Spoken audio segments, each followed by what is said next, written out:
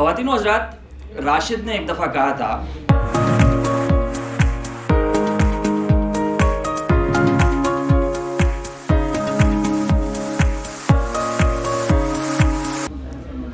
کہ منہ قلم ساز گل تازہ تھرکتے پاؤں، منہ قلم ساز گل تازہ تھرکتے پاؤں، بات کرنے کے بہانے ہیں بہت، آدمی کس سے مگر بات کرے،